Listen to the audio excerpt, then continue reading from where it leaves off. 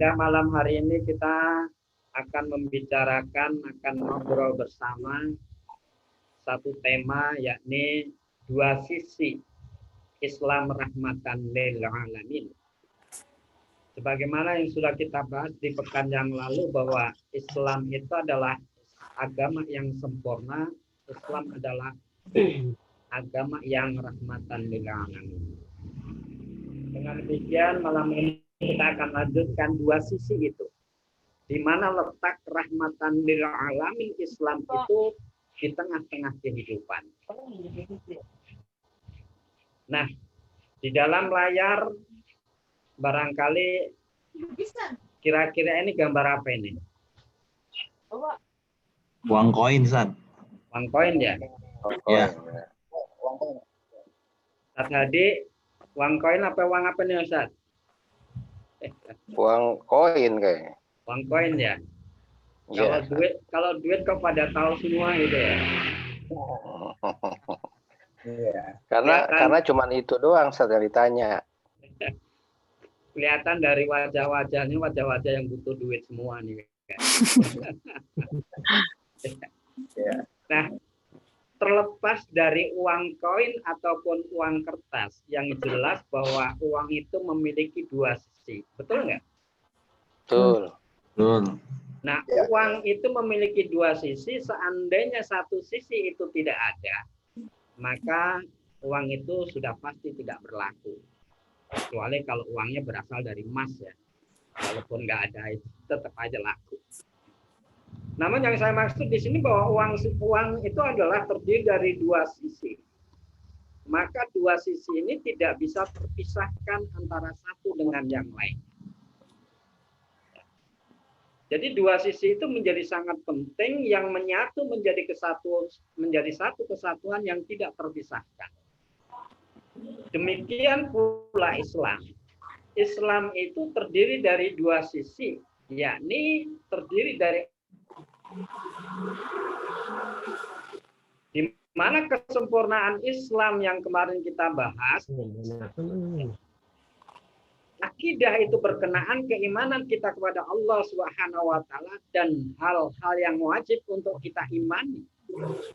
Sementara syariat adalah tata aturan yang telah ditetapkan oleh Allah Subhanahu wa taala yang berkaitan di saat manusia ingin berhubungan dengan Khalik-Nya. Disinilah dibahas persoalan-persoalan ibadah makhluk. Hubungan manusia dengan dirinya sendiri, maka wajiblah diri kita tatkala kita makan, minum, berpakaian, dan kita berakhlak. Wajib kita mengacu kepada apa yang telah ditetapkan oleh Allah Subhanahu wa taala di dalam hukum-hukumnya. Begitu pula tatkala manusia berhubungan dengan manusia yang lain, dia bermuamalah baik berkenaan dengan hadharah atau peradaban ataupun adat, pemerintahan, politik, pidana, pendidikan, ekonomi, sanksi, dan lain sebagainya. Itulah kesempurnaan Islam sebagaimana yang difirmankan oleh Allah Subhanahu wa taala, al-yauma akmaltu lakum dinakum wa atmamtu 'alaikum ni'mati wa raditu lakumul Islam madina. Inilah kesempurnaan Islam, di mana Islam menetapkan tata aturan untuk seluruh aspek kehidupan manusia. Nah, untuk itu Iwan Fillah rahimahullah, Islam ini adalah petunjuk kehidupan. Maka jika kita kaji lebih mendalam, akidah dan syariah yang menjadi dua sisi keyakinan dan agama kita. Akidah itu berkaitan dengan keimanan sebagai asas, sebagai landasan kehidupan kita. Sementara syariah itu berkaitan dengan solusi terhadap seluruh problematika kehidupan manusia. Yang kedua, syariat itu berkaitan dengan pelaksanaan dari solusi tersebut. Dan yang ketiga adalah menjaga dari pelaksanaan, serta yang keempat adalah penyebaran. Nah, untuk itu Iwan Fillah rahimahullah, keimanan kita Jadi bukan hanya kita beriman kepada Allah dan Rasul-Nya, namun wajiblah kita juga beriman terhadap ketetapan atau aturan-aturan yang telah ditetapkan oleh Allah dalam rangka untuk menyelesaikan problematika kehidupan kita di dunia ini. Nah, untuk itu, ya, asas plus solusi problematika kehidupan inilah masuk kategori konsep. Masuk kategori konsep. Sementara pelaksanaan, menjaga, dan menyebarluaskan ini merupakan metode bagaimana mewujudkan dari konsep itu. Dengan demikian, bisa kita pahami bahwa Islam itu terdiri dari konsep sekaligus metode. Konsep plus metode inilah yang disebut dengan ideologi. Ya. Jadi ideologi itu ada landasannya dan juga ada tata aturan kehidupan, pelaksanaan, dan bagaimana menjaga dari pelaksanaan tersebut serta penyebaran. Itulah ideologi. Ya. Dengan demikian, Iwan filah rahmatullah. Ideologi yang terdiri dari konsep atau fikrah, yakni landasan plus solusi problematika kehidupan manusia. Sementara pelaksanaannya itu atau metodenya, ya, bagaimana melaksanakan, menjaga, dan juga menyebarluaskan. Mohon maaf, yang ketiga itu menyebarluaskan. Nah, ini bisa kita juga mengacu kepada makna. Kalau kita buka dalam Kamus Besar Bahasa Indonesia, ideologi itu adalah kumpulan konsep bersistem yang dijadikan sebagai asas pendapat yang memberikan arah dan tujuan kelangsungan hidup. Nah, secara umum, Muhammad Ismail di dalam kitab Al-Fiqh Al-Islami beliau mengatakan mabda atau ideologi itu adalah al-fikrul asasi yubna alaihi afkar. Pemikiran yang mendasar yang di atasnya dibangun pemikiran-pemikiran yang lain. Nah, pemikiran yang mendasar inilah yang disebut dengan akidah. Namun, ya, akidah yang harus didasarkan kepada pemikiran, berdasarkan akal, karena dari pemikiran dasar itulah akan digali pemikiran-pemikiran lain, ya, konsep-konsep kehidupan dalam seluruh aspek kehidupannya. Maka secara spesifik, mabda atau ideologi itu dikatakan akidatul akliyah yang basiku anhanidhom. Akidah akliyah yang melahirkan peraturan-peraturan hidup bagi manusia. Inilah ideologi. Dengan demikian, secara garis besar, ideologi itu terdiri dari asas atau landasan dan peraturan-peraturan kehidupan manusia. Iwan filah rahmatullah, sobat istihad yang dimuliakan oleh Allah Subhanahu wa taala. Dari konsep ideologi itu, maka sesungguhnya di dunia ini hanya ada 3 ideologi, yakni ideologi Islam, ideologi sosialis komunis, dan ideologi kapitalis sekuler. Inilah ideologi. Karena masing-masing memiliki persyaratan dari ideologi itu, yakni asas atau landasannya dan peraturan-peraturan kehidupan yang mencerminkan dari asas itu. Secara garis besar saja, mari kita bandingkan ketiga ideologi. Ya. Namun sebelum kita membandingkan, maka cara berpikir kita, ya, akidah Islam itu akan melahirkan aturan-aturan Islam. Dan aturan-aturan Islam itu akan memproduk hukum-hukum di dalam kehidupan yang sesuai dengan aturan-aturan Islam.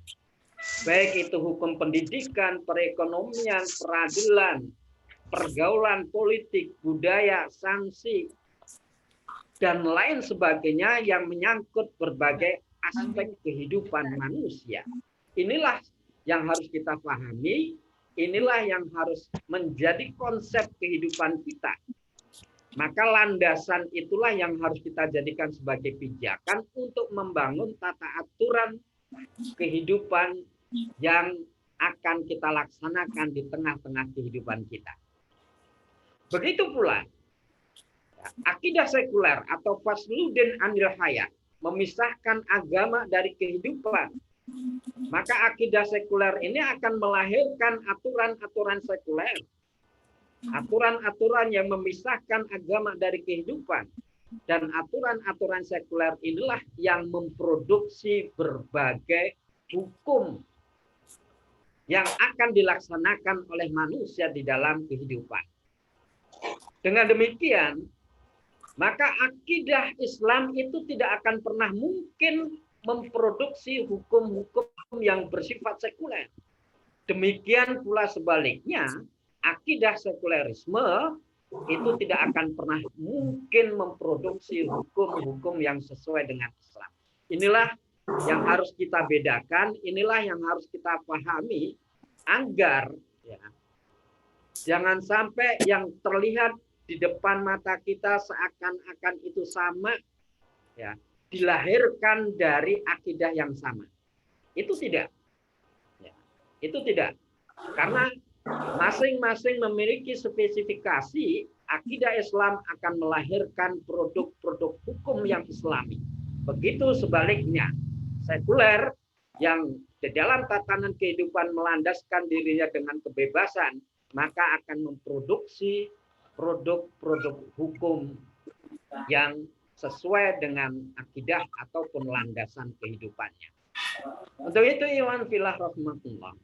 Kalau kita lihat dari perbandingan mabda ini, perbandingan ideologi, mari kita lihat asas dari kapitalisme, sosialisme, Islam agar kita lebih memahami sehingga di dalam kehidupan ini kita tidak terjebak kepada ideologi yang lain yang kita anggap itu merupakan aktivitas sesuai dengan ajaran Islam.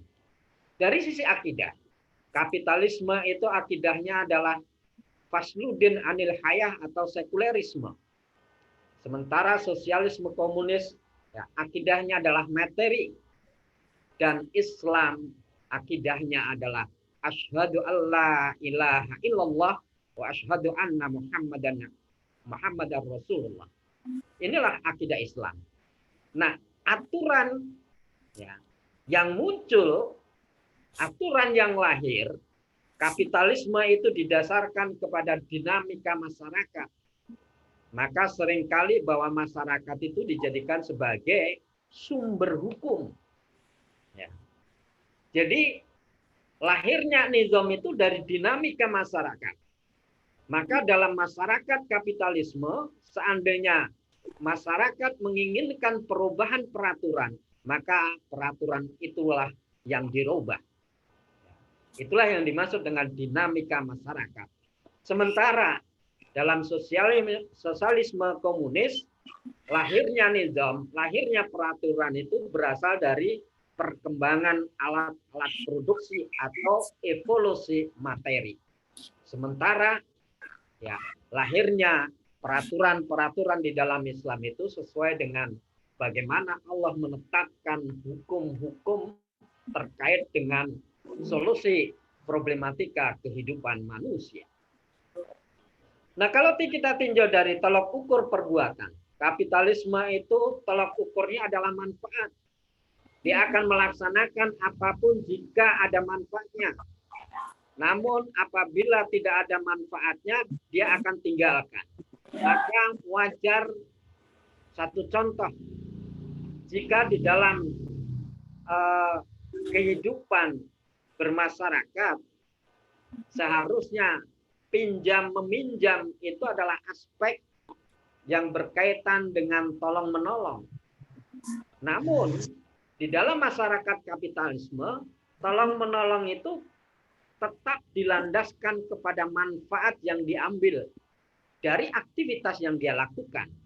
Misalkan, saya meminjam uang kepada Ustadz Tri 1 juta, maka saya harus mengembalikan 1.100.000. Jadi dari pinjaman yang dia lakukan, dia harus mendapatkan manfaat dari apa yang dia lakukan. Begitu pula sosialisme. Sosialisme tolak ukur perbuatannya juga manfaat didasarkan kepada dialektika materialisme. Namun Islam menjadikan halal haram itu menjadi tolak ukur perbuatan bagi umatnya. Manfaat atau tidak manfaat, tanda kutip, insya Allah, jika apapun yang dihalalkan oleh Allah Subhanahu wa Ta'ala, itu akan bermanfaat bagi kita. Yang diperintahkan oleh Allah Subhanahu wa Ta'ala, niscaya akan bermanfaat bagi kita.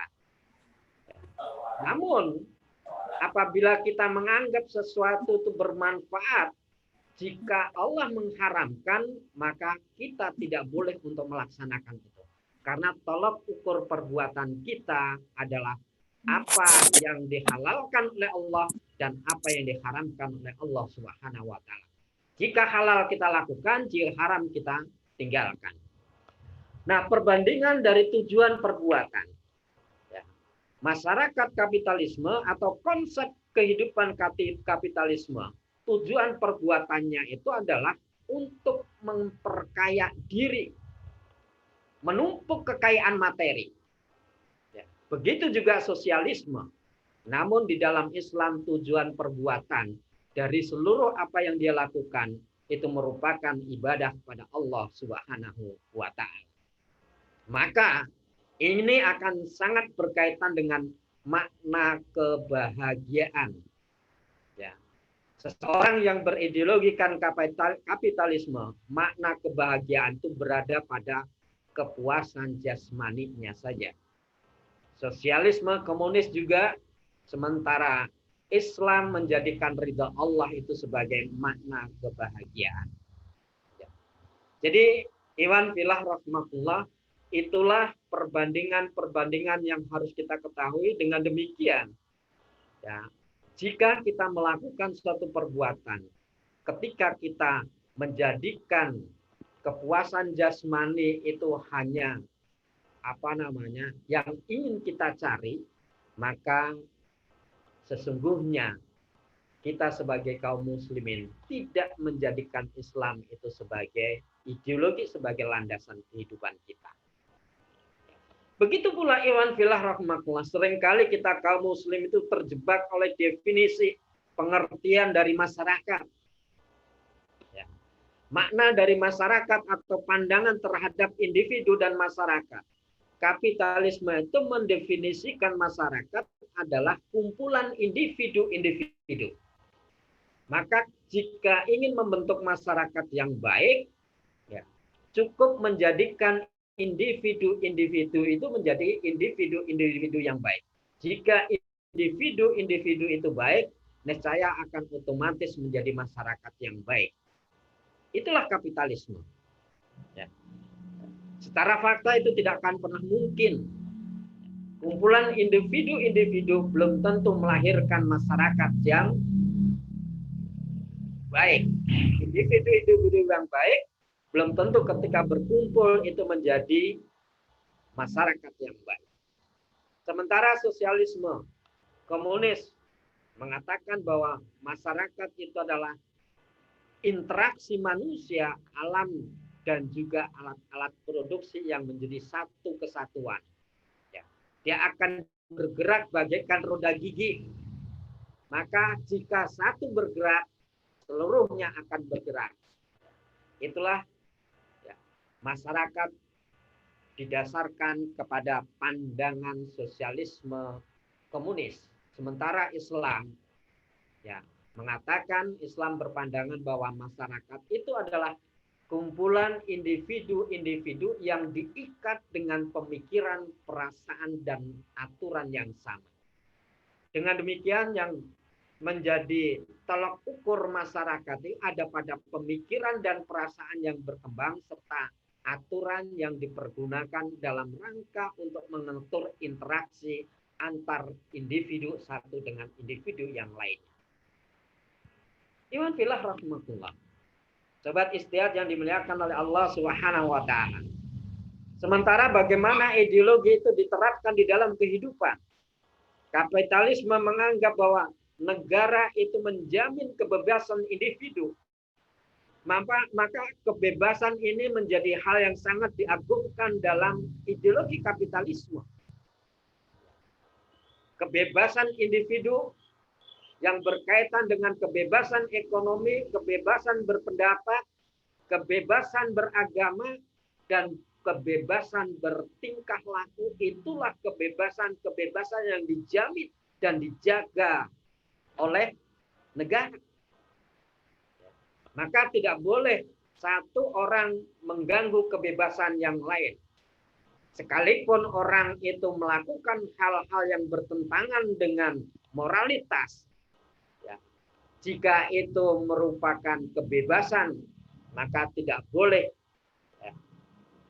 orang lain itu mengganggu kebebasan. Maka bagi mereka LGBT itu merupakan hal yang biasa. Karena itu adalah kebebasan bagi mereka.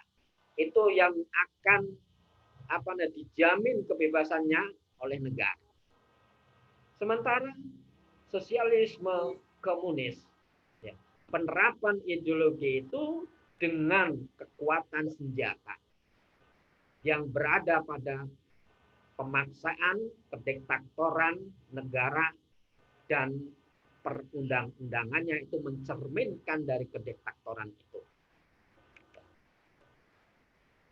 Sementara Islam, Ikhwan fillah rahimahullah, penerapan ideologi itu diterapkan oleh negara yang didasarkan kepada hukum-hukum syara dan masyarakat didorong untuk mengkoreksi apabila negara di dalam melakukan kebijakan-kebijakan bertentangan dengan syara.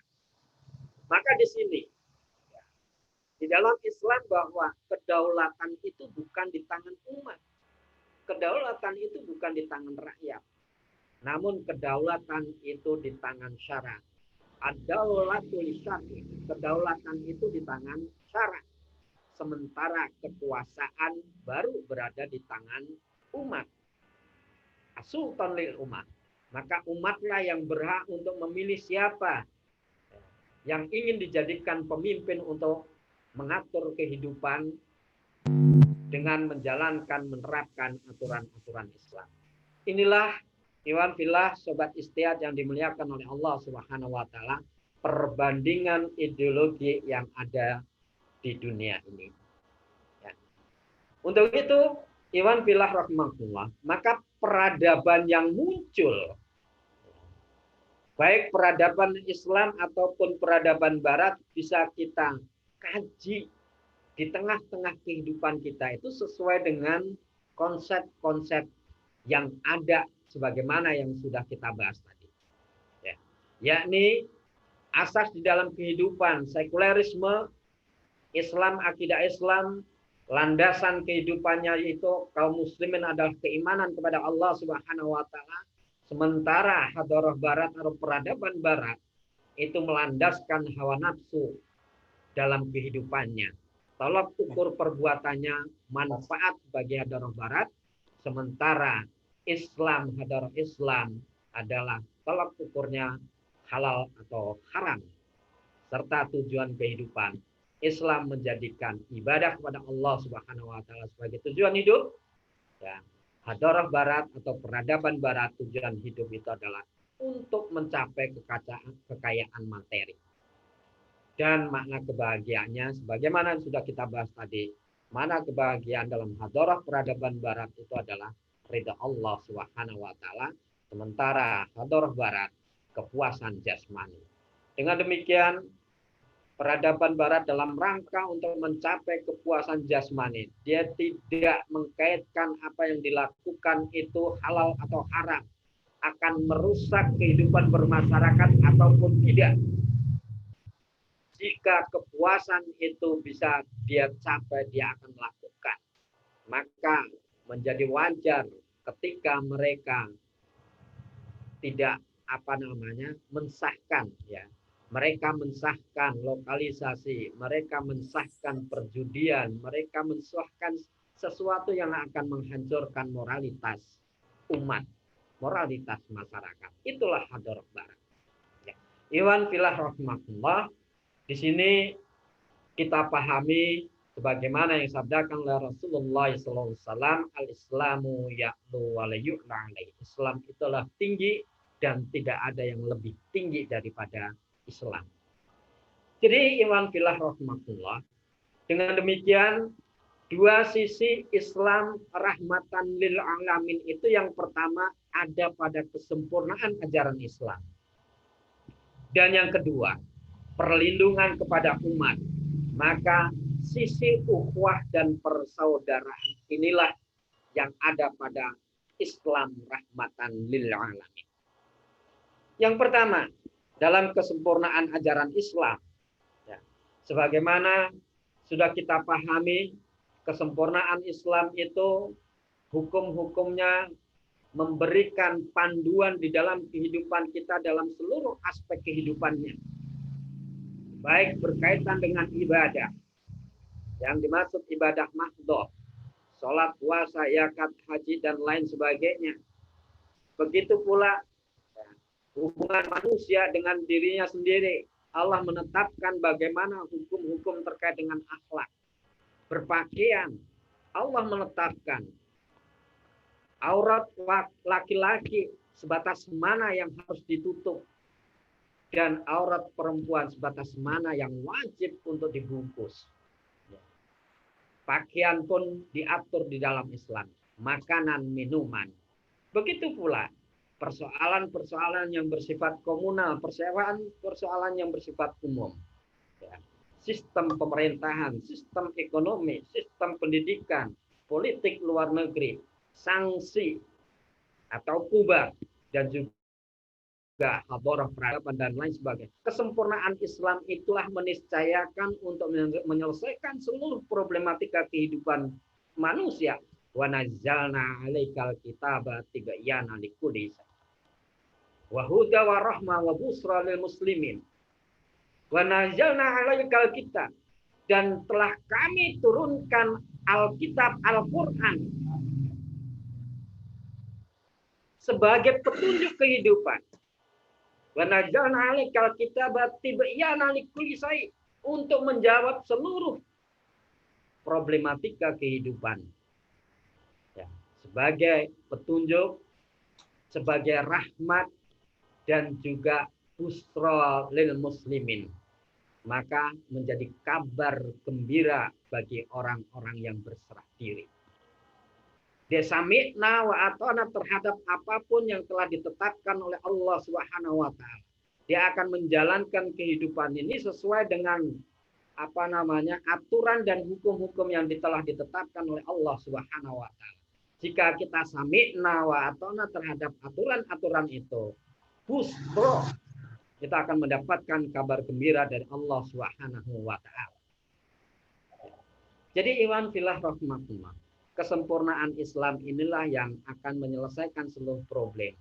Kita lihat akhir-akhir ini. Ya. 3 hari belakangan ini begitu luar biasa. Bagaimana umat menggugat tata aturan yang telah disusun oleh wakil-wakil rakyat kita. Sejenius apapun manusia, tatkala mereka diserai untuk membuat aturan, maka aturan-aturan itu ada celah-celah ketidaksempurnaannya. Karena di dalamnya akan masuk berbagai kepentingan. Dia akan melindungi satu pihak dan membiarkan satu pihak. Itulah kelemahan manusia tatkala dia membuat perundang-undangan. Dia membuat aturan. Tidak demikian ketika aturan itu telah ditetapkan oleh Allah Subhanahu wa taala, bahkan Allah menetapkan inil hukmu ila lillah. sesungguhnya yang berhak untuk membuat hukum itu hanyalah Allah Subhanahu wa taala. Maka jika manusia mempergunakan manusia itu melaksanakan hukum-hukum Allah Subhanahu wa taala, Allah telah menjamin keberkahan bagi siapapun yang telah melaksanakan tata aturan yang telah ditetapkan oleh Allah Subhanahu wa taala. Walau ana ahlal qura amanu wattaqau la fatahna alaihim barakatim minas sama'i wal. Seandainya suatu penduduk negeri itu beriman dan bertakwa, nescaya akan diberikan keberkahan yang datangnya dari langit maupun dari bumi. Itulah kesempurnaan Islam, akan memberikan rahmat bagi siapapun. Namun sebaliknya, apabila kita berpaling dari peringatan Allah, berpaling dari aturan-aturan Allah, maka kita akan diberikan kesempitan hidup. Waman a'rada an dzikri fa inna lahu ma'isyatan dzanka. Seandainya engkau berpaling dari peringatanku, niscaya akan aku berikan kehidupan yang sempit. Bisa kita lihat secara fakta. Secara mayoritas kaum muslimin di negeri-negeri muslim itu diberikan kekayaan yang sangat luar biasa oleh Allah Subhanahu wa taala. Namun dari sisi pengelolaannya, karena berpaling dari peringatan-peringatan Allah, berpaling dari aturan-aturan Allah, yang terjadi kekayaan yang begitu melimpah, tidak memberikan efek kesejahteraan bagi umat. Umat menjadi sempit kehidupannya. Jadi, kenapa buruh ini begitu menggugat? Dikarenakan problema buruh yang ada, karena buruh itu hanya dibayar seminim mungkin. Seakan-akan buruh itu hanya dibayar, digaji agar buruh itu bisa untuk bekerja. Itu saja. Sementara kesejahteraannya itu terabaikan. Tidak demikian dengan Islam. Di dalam Islam itu tidak ada problem. Jadi iwan filah rahmatullah. Di dalam Islam terkait dengan rahmatnya. Nah, di sisi lain yang kedua, iwan filah rahmatullah, ya, Islam apabila diterapkan itu akan memperkuat persaudaraan, ukhuwah Islamiyah. Sunnatullah, Allah Subhanahu wa taala berfirman, "Khalaqnakum min dzakari wa unsa." Hai manusia, sesungguhnya kami menciptakan kalian dari seorang laki-laki dan seorang perempuan. Wa ja'alnakum syu'uban wa qabail. Dan menjadikan kamu berbangsa-bangsa dan bersuku supaya kalian saling mengenal. Jadi memang secara fitrah, secara sunatullah, bahwa manusia itu tidak mungkin terdiri dari satu suku, tidak mungkin terdiri dari satu bangsa. Namun suku atau bangsa yang ada itu bukan menjadi tolak ukur kemuliaan dari suku bangsanya tersebut. Tolak ukur kemuliaan itu ada pada ketakwaannya. Inna akramakum indallahi atqakum. Sesungguhnya orang-orang yang paling mulia di antara kamu, di antara kalian di sisi Allah, merekalah orang-orang yang paling takwa. Jadi iwan billah rahmatullah. Islam mempersamakan, tidak melebihkan satu bangsa dibanding dengan bangsa yang lain, tidak melebihkan, memuliakan satu suku dibanding suku yang lain. Dari suku apapun, dari suku bangsa apapun, yang paling mulia di sisi Allah adalah ketakwaannya. Jadi iwan filah rahmatullah. Begitu pula bagaimana Islam melindungi darah-darah manusia. Allah Subhanahu wa taala berfirman, "Man qatala nafsan bi ghairi nafsin aw fasadin fil ardi faka'annama qatalan nasa jami'ah.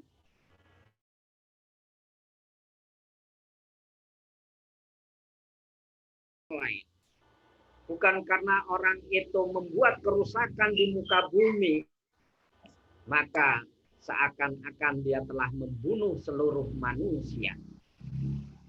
Begitu sebaliknya, waman ahyaha faka'annama ahyan nasa jami'ah. Dan barang siapa yang memelihara kehidupan seorang manusia, maka seolah-olah dia memelihara kehidupan manusia. Inilah ya, keindahan Islam, inilah rahmat Islam di sisi yang lain. Jadi mereka akan diberikan perlindungan di bawah naungan penerapan syariat Islam secara keseluruhan, secara totalis. Jadi iwan filah rahmatullah, sobat Istiad yang dimuliakan oleh Allah Subhanahu wa taala. Penerapan Islam kembali lagi akan memberikan rahmat bagi seluruh alam. Di satu sisi rahmat itu akan dicapai manusia dengan kesempurnaan ajaran dan hukum-hukum Islam, yang penerapan hukum Islam itu akan menjamin segala apa yang dibutuhkan manusia, terkhusus ada pada kebutuhan-kebutuhan pokoknya, baik sandang, pangan, papan, pendidikan, kesehatan, ataupun keamanan. Dan di dalam Islam terbuka selebar-lebarnya tatkala manusia ingin memenuhi kebutuhan sekunder ataupun tersiernya sesuai dengan kemampuan yang dia miliki. Inilah ajaran Islam yang akan menjamin keberlangsungan kehidupan manusia, memuliakan manusia. Bukan hanya kaum muslimin, namun orang-orang di luar Islam pun juga akan mendapatkan rahmat dari diterapkannya hukum-hukum Islam secara totalitas. Ya. Begitu pula iwan filah rahmatullah, di sisi yang kedua, penerapan syariat Islam itu akan memberikan kenyamanan karena akan tercipta ukhuwah dan persaudaraan serta terbentuknya peradaban agung dalam segala bidang. Kehidupan yang saling menghargai, kehidupan yang penuh dengan keadilan, kehidupan yang menjunjung moralitas, kemajuan sains teknologi. Nah, itulah Islam, maka jika diterapkan akan memberikan kebahagiaan dunia dan akhir. Dan Rasulullah Shallallahu Alaihi Wasallam bersabda, ya, berdoa dengan sabdanya, Allahumma man waliya man amri hazihi ummati syai'ah. Ya Allah, siapa saja yang memimpin, yang mengurus urusan umatku ini, yang kemudian dia menyayangi mereka, faqobihim, maka sayangilah dia. Namun sebaliknya, farfuk bihi wa man sakko alaiha fasfuk alaih. Dan siapa saja yang menyusahkan mereka, maka susahkanlah dia. Inilah kehidupan Islam, tataran kehidupan secara dohir. Dia akan lakukan sebaik-baiknya sesuai dengan landasan, sesuai dengan asasnya, sesuai dengan akidahnya, karena dia paham betul apa yang dia lakukan akan dimintai pertanggungjawaban di sisi Allah Subhanahu wa taala. Dan hukuman balasan dari Allah Subhanahu wa taala jauh lebih abadi dibandingkan kesengsaraan ataupun kenikmatan yang dia nikmati di dunia ini. Itulah yang menjadi kendali kehidupan, sehingga kaum muslimin di dalam kehidupan ini akan selalu berjalan dalam rel keridhaan Allah Subhanahu wa taala. Itulah iwan billah rahmatullah, dua sisi rahmatan Islam, rahmatan lil alamin, yakni akan menjamin segala kebutuhan kehidupan manusia, ya, kebutuhan hidupnya, dan akan melindungi manusia di dalam kehidupan ini. mereka akan dijaga hartanya, mereka akan dijaga jiwanya. Itulah Islam. Dengan demikian, mari ya, rahmatan lil alamin kita wujudkan, karena tidak akan pernah mungkin Islam itu memberikan rahmat jika Islam tidak diterapkan, jika Islam itu diabaikan. Inilah tugas kita bersama. Mari bersama-sama dengan mohon maaf sekali lagi, dengan sisa-sisa kesempatan yang diberikan oleh Allah Subhanahu wa taala, kita infakkan sisa itu dalam rangka untuk berjuang menerapkan syariat Islam secara totalitas. Terakhir, Iwan Billah Rahmatullah, tadi saya di dalam mukadimah menyampaikan satu hadis yang diriwayatkan oleh At-Tabrani dalam kitab Al-Kabir. Rasulullah SAW bersabda, "Bada'al Islamu ghariban wa sayaudu ghariban kama bada'a fatuba lil ghuraba." Bada'al Islamu ghariban. Pada mulanya Islam itu datang dalam keadaan asing. Asing Islam itu datang. Karena memang baru datang, manusia belum mengenal, maka manusia menganggap asing. Namun dengan perjuangan Rasulullah, dengan dakwah Rasulullah dan para sahabat, Islam itu menggema, diterapkan di tengah-tengah kehidupan, memberikan rahmat. Namun Rasulullah mengatakan, sayaudu ghariban. Islam itu akan kembali menjadi asing. Asing yang kedua itu bukan berarti manusia tidak mengenal Islam. Umat mengenal Islam. Namun mereka sudah tidak mempedulikan Islam itu. Islam dianggap asing. Bahkan, ya, mohon maaf, ajaran-ajaran Islam ada saja yang mengatakan bahwa Islam itu sudah tidak relevan untuk diterapkan saat ini. Monsterisasi ajaran-ajaran Islam. Islam itu adalah radikal. Islam itu akan membuat perpecahan dan lain sebagainya. Ini luar biasa keterasingan umat dari Islam. Itulah upaya-upaya yang dilakukan oleh Barat dalam Ghazul Fikri, ya, perang pemikiran dengan tujuan untuk menciptakan agar kaum muslimin itu jauh dari keyakinannya, jauh dari agamanya. Sehingga di dalam kehidupan dia justru menerapkan ideologi selain ideologi Islam. Kama bada'a fatuba lil ghuraba. Maka berbahagialah, ya, maka beruntunglah, berbahagialah orang-orang yang dianggap asing. Para sahabat bertanya, ya Rasulullah, wa manil ghuraba? Siapa mereka al-ghuraba itu ya Rasul? Siapa mereka yang berbahagia itu ya Rasul? Rasulullah SAW bersabda, Rasul menjawab pertanyaan dari para sahabat, al-ghuraba itu adalah alladzina yuslihuna inda fasadin nas. Mereka orang-orang beruntung itu adalah mereka orang-orang yang melakukan perbaikan-perbaikan di tengah-tengah manusia yang rusak, manusia yang fasad, manusia-manusia yang sudah mengabaikan aturan-aturan Islam. Dengan demikian, Ikhwan fillah, sobat Istiad yang dimuliakan oleh Allah, mari ya, saya ulangi anjuran, ajakan, ya khususnya pribadi,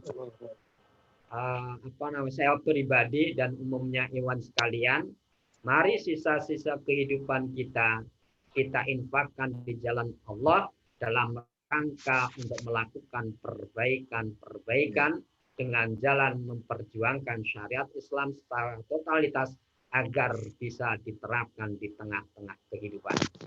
Demikian Mohon maaf apabila ada kata yang kurang berkenan.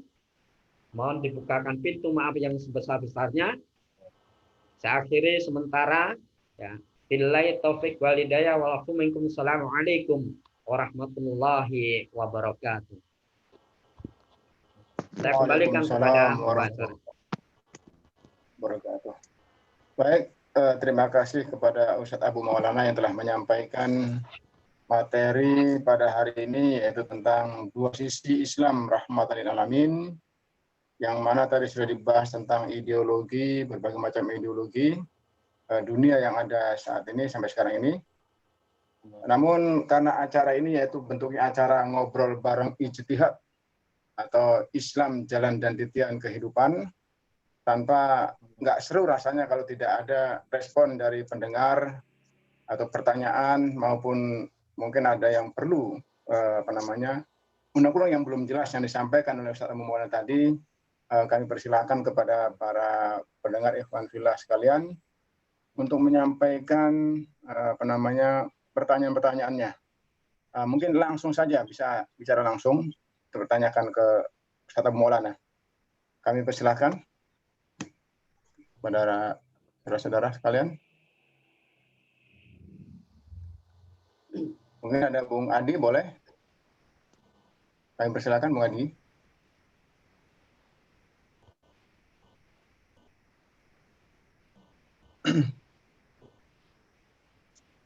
Yang lain? Mana? Bung Adi bisa dengar, Bung Adi? Ya, atau yang lain, Teh Nur? Mbak Nur?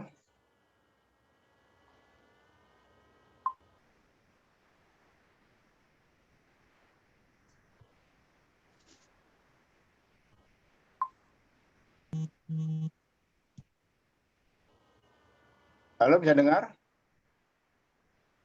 Ustaz? Ya. Bisa, Bisa dengar? Bagus. Suara saya bisa dengar ya?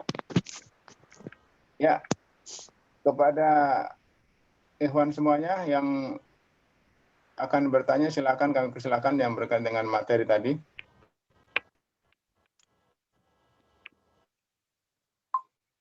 Di situ ada Bung Abimi, silakan Bung Abimi. Buat Kulum, ada Joko Saputra Cisauk. Nah.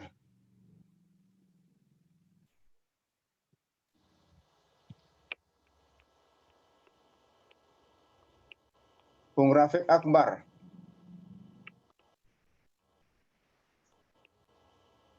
Ya, silakan pertanyaannya.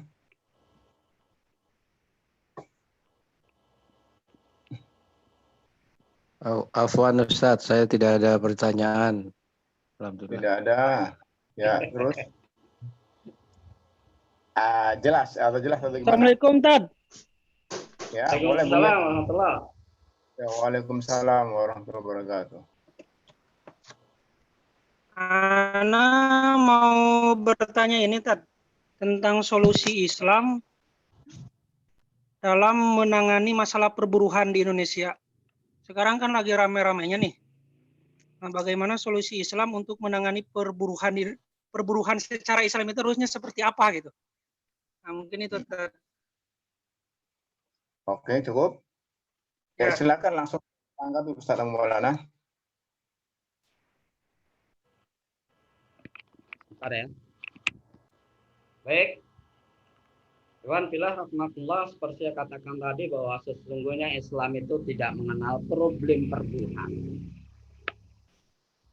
Dikarenakan ya, terjadinya problem perburuhan itu di saat dalam sistem kapitalis menggaji para buruh itu dengan gaji yang serendah-rendahnya. Di satu sisi, di sisi lain, ya, kesejahteraan buruh itu tidak diperhatikan. Nah, untuk itu yang perlu juga kita pahami, sesungguhnya bahwa buruh dan majikan atau buruh dengan yang mempekerjakan, kalau di dalam Islam itu buruh atau pekerja itu disebut dengan ajir. Sementara yang mempekerjakan itu disebut dengan mustajir. Dengan demikian bahwa terjadinya kesepakatan kontrak kerja antara ajir dan mustajir itu terkait dengan ajir mengerjakan apa, mustajir memberikan kompensasi, memberikan gaji, memberikan bayaran berapa. Ya. Dan apabila masing-masing sudah memahami, ajir memahami apa yang dikerjakan, dan ajir juga memahami berapa dia gaji, dia terima gaji, begitu juga sebaliknya, maka kesepakatan itu terjadi. Kesepakatan itu terjadi. Dengan demikian, jika kesepakatan itu terjadi, maka ajir harus memenuhi, harus menjalankan, harus melaksanakan apa yang telah disepakati. Begitu juga mustajir. Maka mustajir harus membayar sesuai dengan perjanjian, sesuai dengan kesepakatan, sesuai dengan akad yang telah disepakati. Sebagaimana Rasulullah SAW bersabda, ya, bayarlah upah para buruh itu sebelum keringatnya kering. Maka sesungguhnya ketika itu terjadi nggak ada persoalan, nggak ada problem.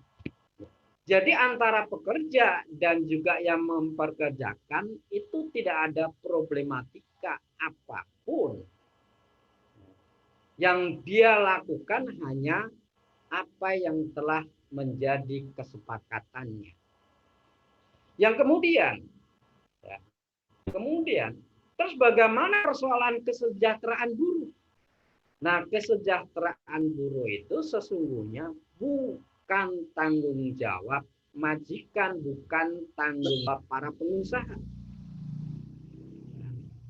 Jadi kesejahteraan umat, kesejahteraan rakyat itu adalah tanggung jawab negara.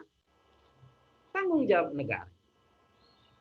Negaralah yang memiliki tanggung jawab untuk menjamin kebutuhan-kebutuhan rakyatnya. Bil khusus tadi saya katakan, atau dalam slide tadi yang saya tampilkan, bahwa kebutuhan-kebutuhan pokok, kebutuhan-kebutuhan dasar umat inilah yang wajib untuk dijamin oleh negara. Kebutuhan pokok rakyat itu 3 barang dan 3 jasa. Barang itulah sandang, pangan, papan. Ya. Maka pemenuhan barang ini dengan satu mekanisme yang pertama, yakni individu-individu tadi ya diperintahkan untuk melakukan aktivitas. Dengan aktivitas itu dia bisa menghasilkan penghasilan, bekerja misalkan, dan yang lainnya, atau sebab-sebab kepemilikan. Yang kedua, fakta membuktikan tidak semua orang karena satu hal, ya, dia tidak mampu melakukan aktivitas-aktivitas yang bisa menghasilkan. Mohon maaf, misalkan ada kecacatan, ya, anggota tubuhnya, dengan cacat itu dia tidak bisa melaksanakan kewajiban untuk mencari nafkah. Begitu pula karena sudah usia, ya, tenaga sudah tidak memungkinkan untuk mencari nafkah, maka mekanisme menjadi tanggung jawab para ahli warisnya. Namun demikian, tidak menutup kemungkinan pula orang yang tidak mampu bekerja, tidak mampu menghasilkan penghasilan, sementara ahli warisnya pun juga tidak memiliki, ya, sesuatu yang bisa untuk menjamin kehidupan orang-orang yang memiliki keterbatasan tadi. Kemudian siapakah yang bertanggung jawab untuk memenuhi kebutuhan pokoknya? Itulah tanggung jawab negara. Tanggung jawab negara. Jadi sandang pangan papan itu adalah tanggung jawab individu, tanggung jawab pribadi. Jika tidak memiliki kemampuan, maka negara wajib memberikan bantuan. Yang kemudian, kebutuhan pokok yang berupa jasa, baik itu kesehatan, pendidikan, atau keamanan, maka negara wajib memberikan secara langsung kepada umat. Itulah peran, itulah fungsi, itulah amanah yang diberikan oleh Allah Subhanahu wa taala sebagai penguasa dalam rangka untuk mengatur urusan umat. Riayatu su'unil umat. Untuk mengatur urusan umat. Maka kembali lagi saya katakan, dalam rangka untuk menyelesaikan problem perburuhan, kita kembalikan kepada sistem Islam yang mengatur persoalan-persoalan ekonomi yang di dalamnya ada persoalan buruh. Jadi, Iwan Filah, sobat istihad yang dimuliakan oleh Allah Subhanahu wa taala, maka di dalam Islam itu tidak ada problem perburuan, ya. Maka kita bisa lihat, jika ada seorang yang membutuhkan tenaga orang lain, ketika tidak terjadi kesepakatan, maka tidak akan pernah terjadi ribut. Kan gitu. Nggak sepakat, jadi udah nggak jadi. Kan gitu ya. Maka nggak ada problem perburuhan itu.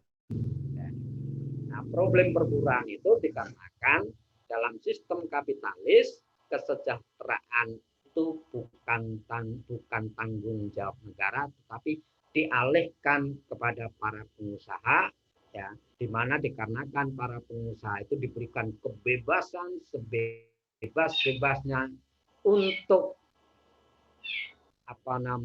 menguasai sumber-sumber, ya, keuangan, sumber-sumber daya dan lain sebagainya, sehingga ya, seluruh kekayaan itu terkumpul kepada orang-orang yang memiliki modal atau para kapital. Itulah Iwan Filah rahmatullah yang jadi problem sesungguhnya adalah sistem kapitalisme yang membebaskan individu-individu bisa menguasai hajat hidup orang banyak. Demikian Tatri dan Kang Yevi, ya, jawaban saya. Mudah-mudahan tidak puas, nanti bisa kita berdiskusi kembali. Demikian. Syukron. Oke. Ya. Oh, cukup. Terima kasih atas pertanyaan. Terus saya juga mencoba mengundang yang lain agar berinteraksi, bisa ngobrol bareng. Mungkin yang bisa saya lihat di sini yaitu ada Bung Fatkulum atau Rafiq Akbar, ada Joko Saputro Cisauk. Ini mohon ada pertanyaan silakan dikemukakan gitu. Barangkali ada pendapat, ada respon? Jika nggak apa-apa. Oh, ini ada pertanyaan tak dari. Ini ada pertanyaan dari tertulis ini Tat. Pertanyaan dari Joko Saputro Tat ya. Saya bacakan Tat. Ya. Assalamualaikum Ustaz. Ya. Saya ingin bertanya apakah dalam Islam sistem gadai tentang gadai tanah di mana orang yang memberi uang gadai membolehkan memanfaatkan hasilnya lahan gadainya untuk membeli tanah gadai tersebut bila dari si penggadai menyetujui. Nah, ini masalah gadai nih, Pak. Mohon diulang, Ustaz, mohon diulang. Ya. Tadi ada suara motor ya. Kenceng. Silakan ulang.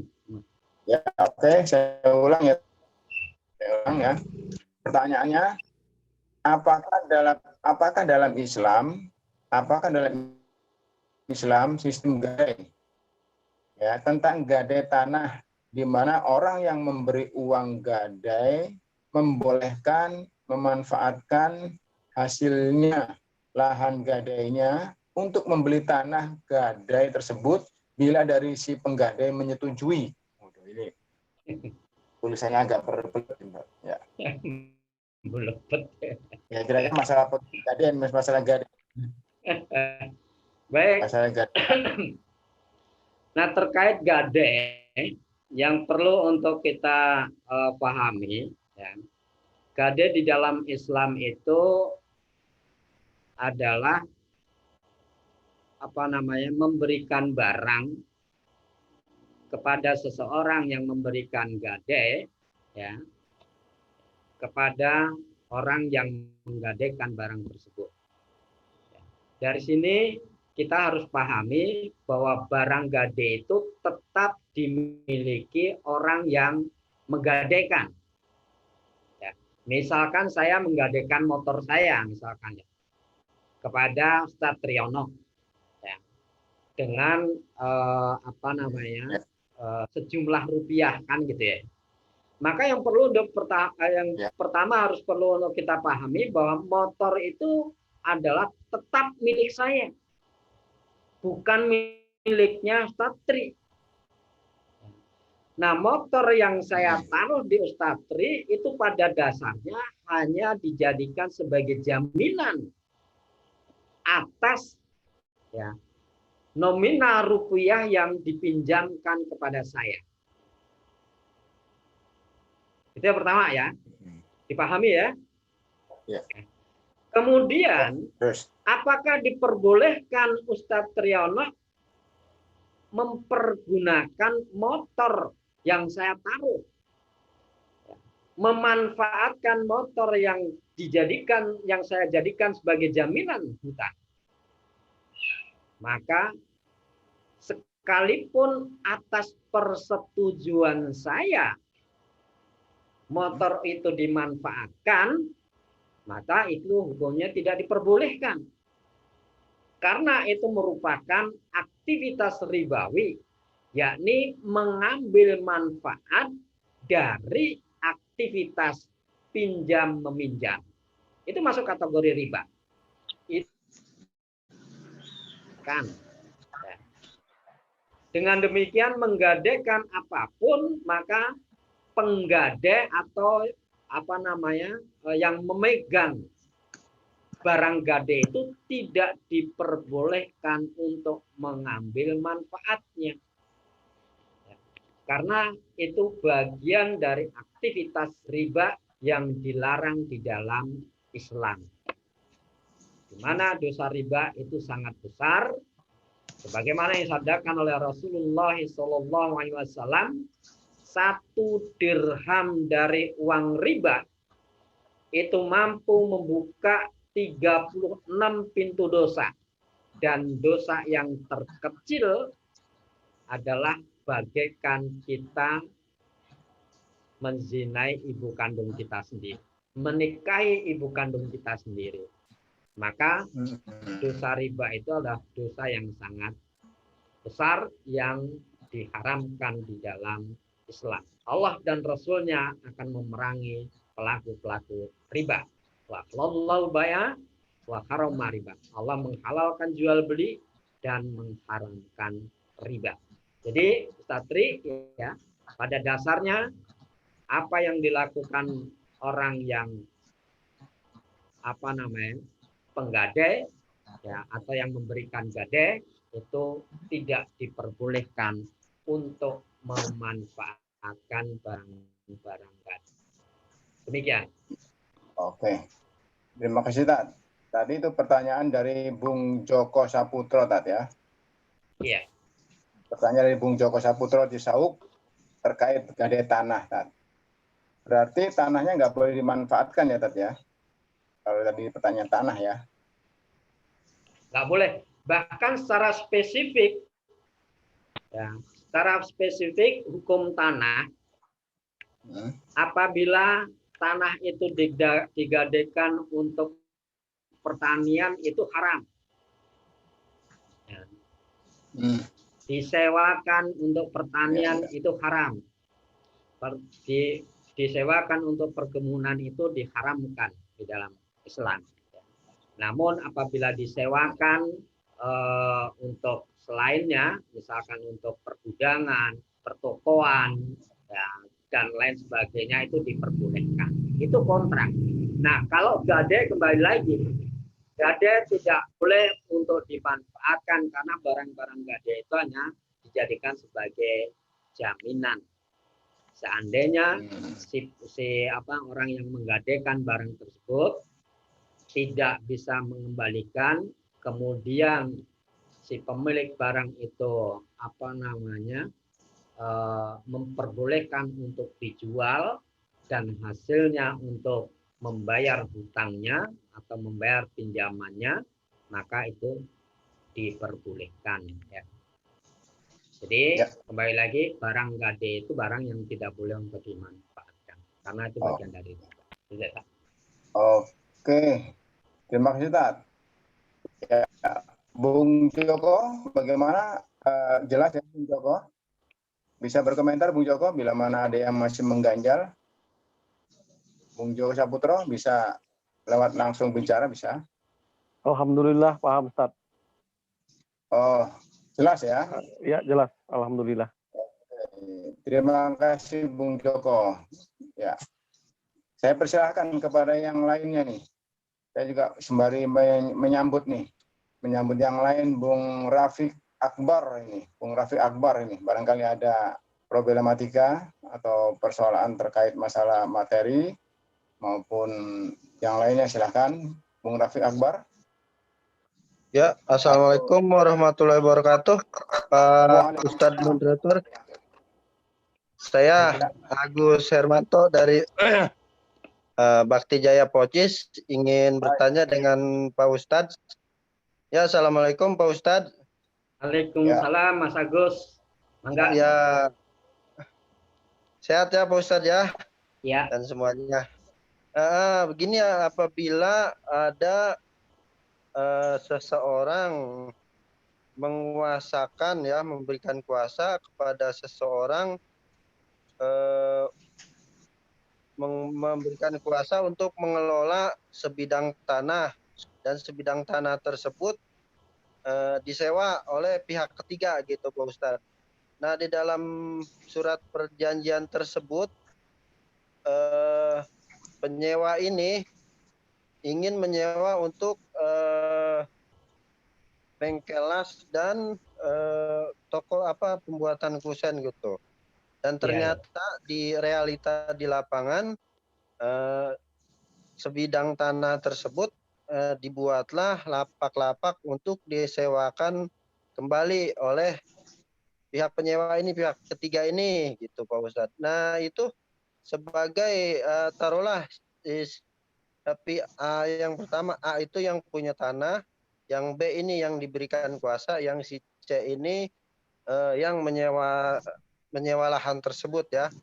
Nah, ini bagaimana seharusnya yang dilakukan oleh si B ini gitu kepada si C yang menyewa tanah karena tidak sesuai dengan perjanjian, apakah itu termasuk harus dirubah perjanjiannya atau gimana tuh Pak Ustadz? Karena di situ udah berdiri lapak-lapak yang siap disewakan per bulan gitu ya. Dan dalam perjanjiannya lahan tersebut akan digunakan untuk bengkelas dan pembuatan kusen gitu Pak Ustadz. Nah, itu gimana tuh Pak Ustadz? Mohon masukannya. Baik. Ya, terima kasih. Baik, Mas Agus ya. Ya. Ada beberapa hal yang perlu diurai terlebih dahulu. Ya. Yang pertama terkait dengan mewakilkan. Ya. Itu dalam fikih ada hukum wakalah. Nah, dalam wakalah itu ada rukun wakalah. Jadi ada muwakil itu adalah orang yang mewakilkan. Ya, dalam kasus itu adalah si A yang punya tanah, kan gitu ya? Ya, betul, Pak Ustadz. Yang kedua, dalam wakalah itu ada wakil, yaitu orang yang mewakili, yakni si B yang mewakili. Terus yang ketiga adalah sigot taukilnya. Jadi apa perjanjian dari wakil mewakili? Ya ini dalam rangka untuk mengelola tanah, kan gitu kan? Iya, betul Pak Ustadz. Nah, tujuannya dalam rangka untuk mendapatkan sesuatu dari hasil tanah tersebut. Jadi wakalah. Maka pada dasarnya seorang wakil itu tidak memiliki apapun terhadap perkara-perkara yang diwakili. Karena dia hanya wakil. Ya. Jadi tetap saja ketika si B itu melakukan satu transaksi, hasil dari transaksi itu adalah milik si A, milik si pemilik tanah. Yang kemudian maka perjanjian ataupun akad yang disepakati antara muwakil dan wakil itu adalah jika di dalam pengelolaan itu wakil itu mendapatkan upah berapa, mendapatkan kompensasi berapa. Ya, misalkan seperti itu harus diperjelas terlebih dulu di depan agar tidak terjadi problem dan persoalan-persoalan. Ya, itu yang harus dilakukan terlebih dulu. Yang kedua, jika itu sudah beres, maka si B sebagai wakil, ya, wakil dalam pengelolaan tanah itu, katakanlah tadi menyewakan kepada si C, ya kan? Ya, maka akad yang disepakati si C dengan memberikan kompensasi dengan nominal rupiah, ya, dan si C mendapatkan manfaat dari barang atau tanah yang dia sewa. Dan spesifik kesepakatan itu tanah dipergunakan untuk bengkel las dan untuk apa? Pembuatan kusen. Iya. Kan begitu? Iya, betul. Nah, itu adalah kesepakatan jika masing-masing mensepakati si B mendapatkan kompensasinya sejumlah rupiah, setuju, dan si C mendapatkan kompensasi tanah berupa apa namanya penggunaan sekian tahun atau sekian bulan, ya, itu setuju dan diketahui bahwa tanah itu dipergunakan untuk aktivitas itu menjadi bagian dari akad.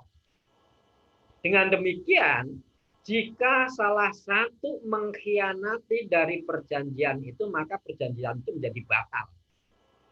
Ya. Maka Allah Subhanahu wa Ta'ala, maaf Ustadz, ya.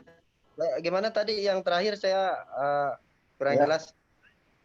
Ya, kesepakatan yang sudah disepakati apabila terjadi penyimpangan dari kesepakatan atau terjadi pengkhianatan dari kesepakatan itu, maka kesepakatan atau akad itu menjadi batil, ya, menjadi tidak sah. Sebagaimana Allah firmankan, ya ayyuhalladzina amanu aufu bil uqud. Wahai orang-orang yang beriman, penuhilah janji-janji kalian. Begitu di dalam hadis dijelaskan ada dua orang yang bersepakat yang melakukan akad, yang ketiga adalah Allah Subhanahu wa Ta'ala. Ya. Apabila salah satu yang melakukan akad itu berkhianat, maka Allah Subhanahu wa Ta'ala melepaskan diri dari akad itu. Ini menerangkan bahwa apabila ada penyimpangan dari akad, misalkan ya penyewa itu disepakati membayar 1 juta, ya, kemudian dia tidak membayar 1 juta, itu menyalahi akad. Begitu pula sebaliknya, ya, si B yang memberikan barang untuk apa namanya dipergunakan, ya, tanahnya untuk las dan pembuatan kusen, kemudian tanah itu dipergunakan yang lain, itu sudah menyalahi akad. Maka akad itu menjadi batal, akad itu menjadi batil. Ya. Itu gitu tidak ya, boleh Ustaz. untuk dilakukan. Ya. Maka Gitu. bisa saja bahwa kesepakatan itu dibatalkan. Ya. Kesepakatan itu tidak boleh untuk dilakukan. Ya, masing-masing harus menyadari terkait dengan kesepakatan atau akad yang telah disepakati. Demikian, Mas Agus. Barangkali ya. Gini Pak Ustadz, apakah bisa akadnya itu dirubah kedua belah pihak antara pihak B dan C gitu ya, untuk merubah akad yang pertama itu diganti karena jadi isinya yang awalnya itu akan dipergunakan untuk bengkel las dan pembuatan kusen, pada akhirnya ditambahkan dengan membuat lapak-lapak yang akan disewakan dengan harga nominal sekian per bulan gitu, atau begitu, dengan ditambahkan juga penyewa ini akan menambahkan biaya sewa per bulan dari yang awal itu gitu Pak Ustadz. Itu bisa nggak kira-kira Pak Ustadz? Atau boleh nggak kalau begitu merubah akad gitu? Karena realita ini, maaf Pak Ustadz, karena realita di lapangan, seandainya bangunan dibongkar juga udah banyak yang nyewa juga gitu loh, udah penuh gitu Pak Ustadz. Jadi asas mudarat dan manfaatnya juga kalau menurut saya gitu. Gimana tuh Pak Ustadz? Ya, jadi pertama yang perlu untuk kita pahami, baik penyewa atau yang menyewakan itu harus memiliki pemahaman akan sewa menyewa dan akad yang telah disepakati. Dengan demikian, agar tidak terjadi permasalahan, itulah yang harus dipahami. Ya. Jadi masing-masing harus memegang akad yang telah disepakati. Nah, kemudian ketika ingin akad baru, maka akad yang lama itu otomatis sudah tidak berlaku ya. Dibubarkan dulu. Iya. Ya, akadnya diputus dulu, akad yang pertama. Kemudian melakukan akad yang baru. Ya. Harusnya seperti itu. Nah, jika masing-masing ini memahami, maka tidak akan terjadi persoalan setelah terjadinya akad. Ya.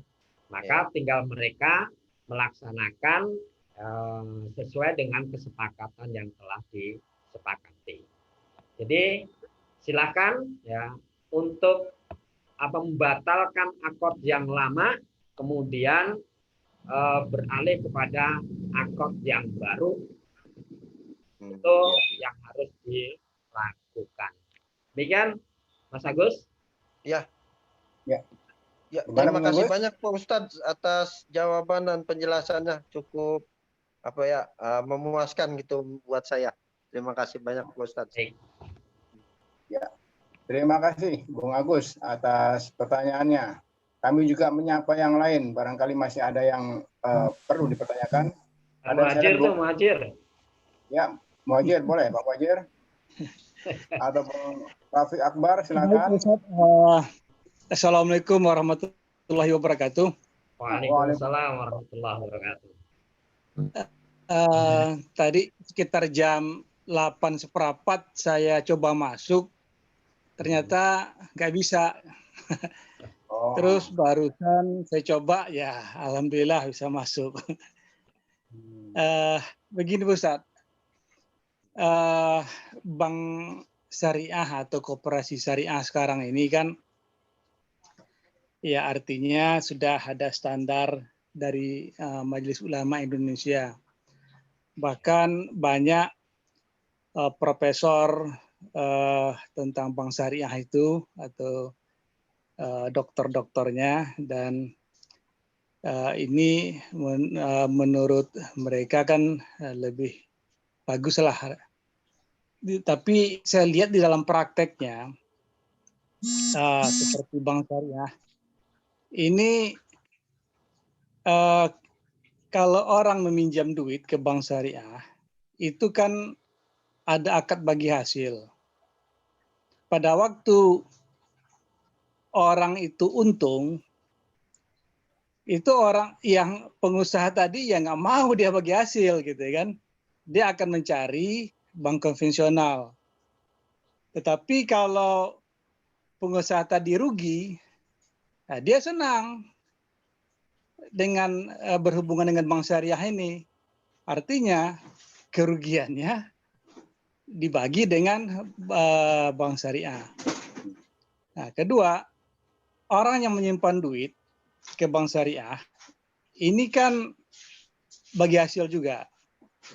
Kalau keuntungan daripada bank syariah tadi tinggi sehingga bagiannya menjadi banyak, itu penyimpan itu senang. Tapi pada waktu banknya rugi, ini dia memindahkan uangnya ke bank konvensional gitu kan. Nah, jadi sebenarnya saya lihat secara teori profesor doktor gitu ya inilah ya. Tapi dalam prakteknya ya seperti itulah. Ini kan bisnis hitung-hitungan. bukan keyayasan kan. Jadi orang yang berhubungan itu ya berhitung bisnis gitu.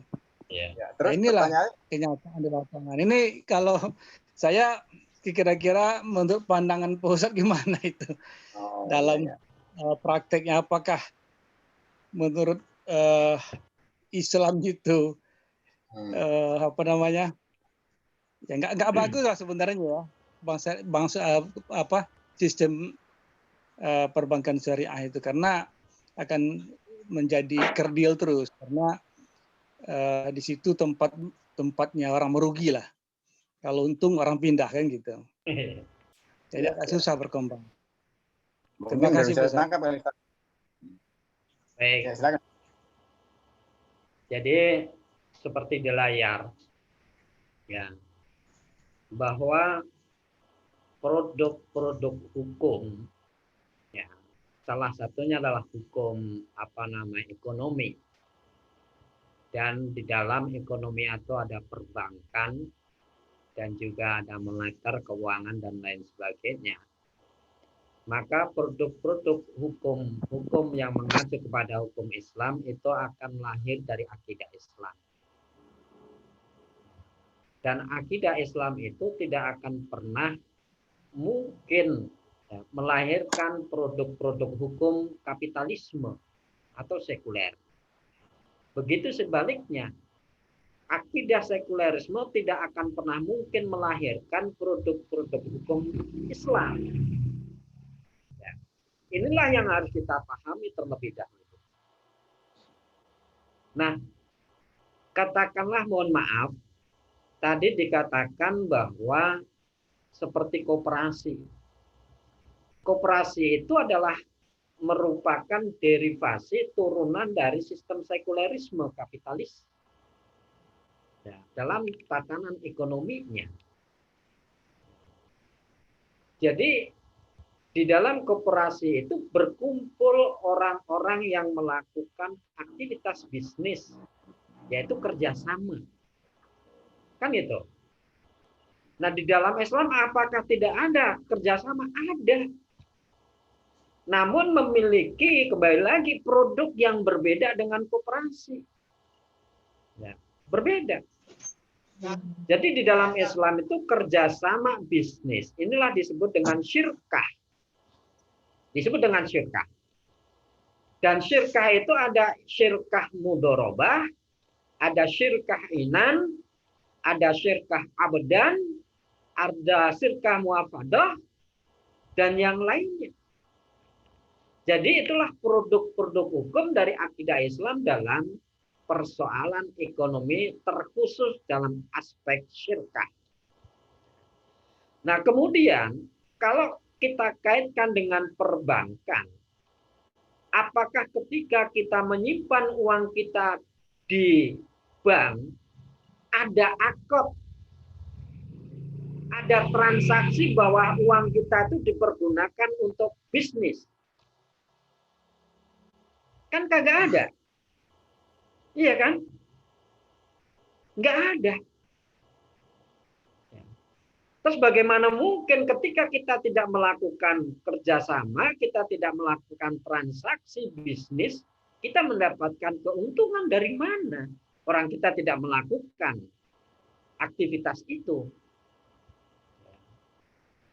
Ini sudah secara fakta saja sudah kembali lagi menyalahi. Yang kemudian juga, tatkala kita menyimpan uang di bank, kan tidak ada akad bahwa bank mempergunakan uang yang kita simpan untuk berbisnis. Kan nggak ada. Iya kan? Nah, ini adalah akad-akad yang katakanlah mohon maaf nih amburadul. Amburadul. Sehingga ya bank-bank syariah yang muncul sekalipun itu syariah, maka karena tidak totalitas diterapkannya hukum Islam, maka seringkali mohon maaf ya, seringkali hanya bertukar ataupun berganti nama istilah saja. Bunga diganti dengan bagi hasil, gitu ya. Bagi hasil. Karena saya pernah juga berdiskusi dengan saya satu bagian customer-nya. Ya. Ketika saya ingin menabung, saya katakan, Bu, ada nggak tabungan yang saya tidak mau ada tambahan apapun? Itu agak sulit. Ya, agak sulit. Tapi sekarang sudah mulai banyak, namun tabungan itu bukan tabungan yang lain. Ya. Namanya memiliki saya lupa istilahnya. Cuman kalau di bahasa Indonesia kan itu adalah titipan gitu ya. Apa itu istilahnya dalam wadiah, wadiah, betul, wadiah. Ya, titipan. Maka kalau kita nyimpan uang di bank dengan wadiah, maka kita tidak mendapatkan tambahan apapun. Tidak akan mendapatkan tambahan. Nah, kembali lagi di sini, yang perlu untuk kita sadari, jika seseorang itu melakukan aktivitas bisnis, sudah pasti ada kemungkinan untung, ada juga kemungkinan rugi. Kan gitu ya? Pernahkah orang yang menabung, yang menginginkan bagi hasil itu mau tatkala ada kerugian, uangnya dipotong? Kan nggak mau. Ya karena memang dari awal tidak pernah melakukan aktivitas atau kerjasama bisnis. Dengan demikian, jika itu pergunakan atau ada aktivitas bisnis itu sudah menyalahi akad yang terjadi. Nah, untuk itu, di sini perlu untuk kita sadari, kita melakukan aktivitas ya dengan harta atau uang yang kita miliki, mau kita aktivitas nabung atau kita aktivitas bisnis. Kalau nabung sudah pasti tidak pernah akan terjadi perkembangan dan juga tidak ada juga kerugian yang namanya nabung ya, akan tetap. Kemudian kalau bisnis, maka bisnis itu ada kemungkinan untung, maka ketika untung maka harta kita bertambah. Tapi juga ada kemungkinan untuk rugi. Maka jika bisnis yang kita lakukan itu rugi, maka harta kita akan berkurang.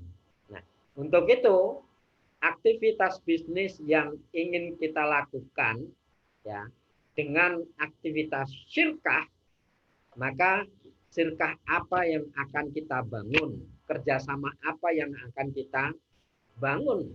Ya, maka syirkah itu adalah kerjasama dua ataupun lebih pihak untuk melakukan aktivitas bisnis ya, agar mendapatkan keuntungan. Itu sebetulnya syirkah. Maka kriteria misalkan syirkah mudharabah syirkah mudharabah itu adalah kerjasama satu atau dua orang atau lebih ya, di satu pihak sebagai pemodal dan di satu pihak sebagai pelaku bisnisnya. Dan pemodal ini tidak diperbolehkan untuk ikut campur di dalam bisnis. Yang ini yang menjalankan adalah pebisnis dengan perjanjian kesepakatan pembagian keuntungan. Nah, apabila dalam syirkah mudharabah itu mengalami kerugian, maka yang menanggung rugi secara finansial adalah pemilik modal. Pelaku bisnisnya tidak menanggung kerugian finansial. Ya, karena pelaku bisnis ya karena memang tidak punya modal. Namun kerugian yang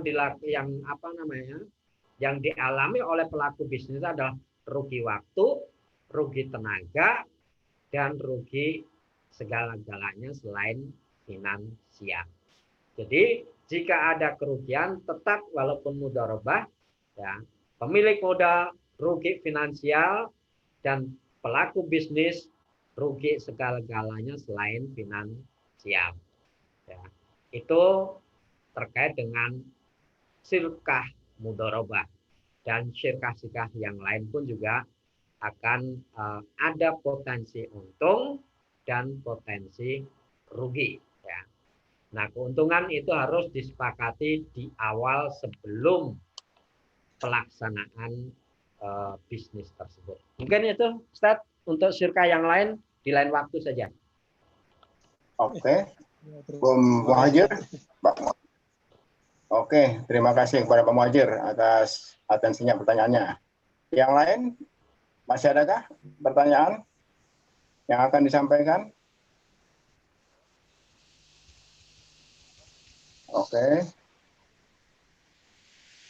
Kalau tidak ada ya, mungkin karena ini online ya, para pendengar, ini mungkin tidak bisa dijelaskan secara detail dan mendalam. Mungkin untuk lebih detailnya lagi, mungkin nanti nanti ada Ustadz mengadakan kajian offline ya, bagi pendengar-pendengar yang ingin yang ingin mengkaji. Ada yang masuk? Ya, halo, silakan. Nggak ada, Tat? Ya, bagi pendengar online ini yang ingin mengkaji lebih mendalam, lebih detail, nanti bisa diadakan waktu yang khusus ya, Tat ya. Mungkin offline agar bisa lebih nanti bisa diagendakan, Tat, untuk intensif atau nanti ke depannya ke situ. Ini sebagai gambaran secara yang lebih gambaran saja yang disampaikan pada kajian daurah ijtihad ini. Mungkin mudah-mudahan bisa berkenan ya para pendengar yang bisa hadir pada hari ini. Baik, untuk selanjutnya untuk agar acara ini menjadi keberkahan, tentunya akan acara doa nanti yang akan disampaikan oleh Ustaz Endang. Kami persilakan kepada Ustaz Endang untuk memimpin doa pada acara pada hari ini. Ya, syukran Ustaz. Assalamualaikum warahmatullahi wabarakatuh. Waalaikumsalam. Alhamdulillah, ikhwan sekalian, pada malam hari kita sudah bisa mengikuti kajian rutin pekanan ijtihad yang ke-14. Mudah-mudahan apa yang sudah kita lakukan pada hari ini mendapat ridho Allah Subhanahu wa taala. Amin ya rabbal alamin. Untuk keberkahan kita sekalian, mari sama-sama kita akhiri dengan membacakan doa. Mudah-mudahan apa yang sudah kita dapat pada malam hari ini menjadikan tambahan pemahaman, tambahan ketakwaan kita kepada Allah Taala, tambah dekat dengan Allah Subhanahu wa taala juga. Amin ya rabbal alamin. Mari kita sama-sama buka dengan surat Al-Fatihah. Al-Fatihah. أعوذ بالله من الشيطان الرجيم بسم الله الرحمن الرحيم الحمد لله رب العالمين الرحمن الرحيم مالك يوم الدين إياك نعبد وإياك نستعين الصراط المستقيم صراط الذين أنعمت عليهم غير المغضوب عليهم ولا الضالين أستغفر الله العظيم أستغفر الله العظيم الحمد لله رب العالمين حمدا يوافي ويكافئ مزيده يا رب الحمد كما ينبغي لجلال وجهك العظيم سلطانك اللهم صل على سيدنا محمد وعلى آله سيدنا محمد اللهم ربنا تقبل منا صلاتنا وصيامنا وركوعنا وسجودنا وقعودنا وتضرعنا وتخشعنا وتعبدنا وتمم تقصيرنا يا الله يا رب العالمين اللهم اغفر لنا ولوالدينا وارحمهم كما ربونا صغارا اللهم اغفر لنا ولوالدينا وارحمهم كما ربونا صغارا اللهم اغفر لنا ولوالدينا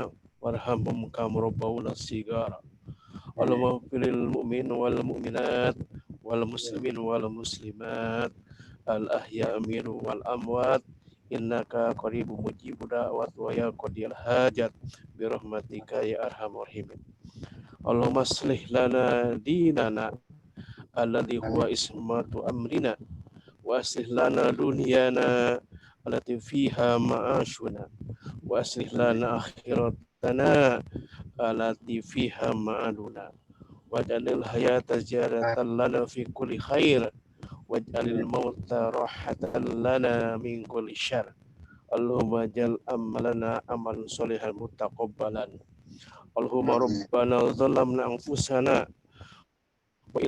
وإن لم تغفر وترحمنا لنكن من الخاسرين ربنا لا تزغ قلوبنا بعد إذ هديتنا وهب لنا من الرحمة إنك أنت الوهاب يا مقلب ثبت قلوبنا على طاعتك ربنا هب لنا من أزواجنا وذريتنا قرة أعين واجعلنا للمتقين إماما ربنا لا تؤاخذنا إن نسينا أو أخطأنا ربنا ولا تحمل علينا إصرا كما حملته على الذين من قبلنا ربنا ولا تحملنا ما لا طاقة لنا به واعف عنا واغفر لنا وارحمنا أنت مولانا فانصر قوم الكافرين اللهم ارحم أمة سيدنا محمد اللهم اصلح أمة سيدنا محمد اللهم احفظ أمة سيدنا محمد اللهم اجعلنا من أمة سيدنا محمد اللهم اجعلنا خلافة رشيدة على منهج النبوة تعز بها الإسلام وأهله وتذل بها كفر وأهله ربنا آتنا في الدنيا حسنة وفي الآخرة حسنة وقنا عذاب النار والحمد لله رب العالمين سبحانك ربك رب العزة عما يصفون والسلام على رب العالمين والسلام عليكم ورحمة الله وبركاته. Waalaikumsalam warahmatullahi wabarakatuh. Terima kasih kepada Ustaz Endang yang telah menyampaikan doanya. Mudah-mudahan dikabul Allah Subhanahu wa taala. Baik, sebelum kami tutup acara ini, kami selaku pembawa acara atau host pada malam hari ini tentunya mohon maaf atas segala kekurangan bila mana penyampaian maupun sambutan tadi kurang berkenan di hati bapak-bapak, ibu-ibu. Dan juga kami harapkan kepada para pendengar yang hadir pada hari ini mungkin yang belum yang ingin lebih mendalam, intensif, yang belum mengkaji kitab-kitabnya nanti bisa ikut dalam program dalam kajian yang mengikuti bisa mengkaji kitab-kitab yang akan di Abu Maulana untuk lebih mendalamnya lagi. Mungkin itu dari kami. Saya tutup dengan bacaan hamdalah dan kabar tulis. Alhamdulillahirabbil alamin.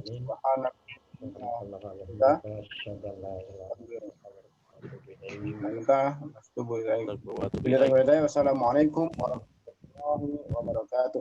Waalaikumsalam warahmatullahi wabarakatuh. Baik ya, kita lanjutkan ya. Ya.